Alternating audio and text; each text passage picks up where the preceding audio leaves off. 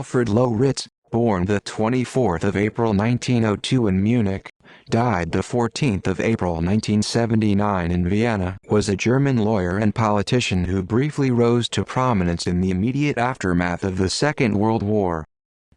Biography: A Munich lawyer, the Catholic Loritz was a right-wing opponent of the Nazi regime, and in early 1939 he made contact with a group of Bavarian monarchists in an ultimately abortive attempt to foment discontent.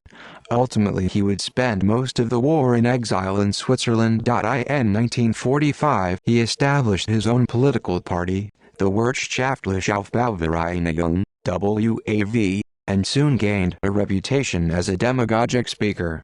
A believer in a strong federal Germany, Loritz's fiery rhetoric attracted attention both in Germany itself and from the occupiers, with some even suggesting that he might prove to be a new Hitler. However, whilst he belonged to the political right, Loritz's populism lacked a strong ideological basis, and he appealed mainly to internal refugees who saw him as a strong voice for their defense. He was also a strong advocate of denazification, and under the Bavarian government of Hans Ehard, he was chosen to head up a special ministry for that purpose. Always an at best loose organization, the WAV won 12 seats in the Bundestag in the 1949 election, but by this point had already largely disintegrated as an organization and saw their vote collapse in the state elections of 1950 and the municipal elections of 1952, by which point their vote share fell to 0.3%.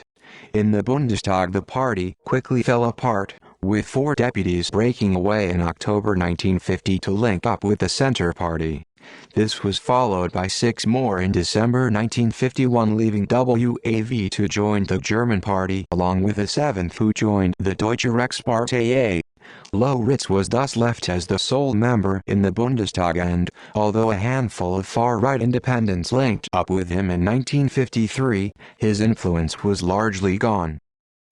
Disappearance and death: in the late 1950s, Loritz sought to relaunch his political career in Bremen, but before this could take off he was arrested on charges of incitement to perjury. Loritz escaped to Austria, where he was eventually granted political asylum. He would live out his days there, dying in a Vienna hospital in 1979. See also List of fugitives from justice who are no longer sought. References: External links: newspaper clippings about Alfred Loritz in the 20th Century Press Archives of the ZBW.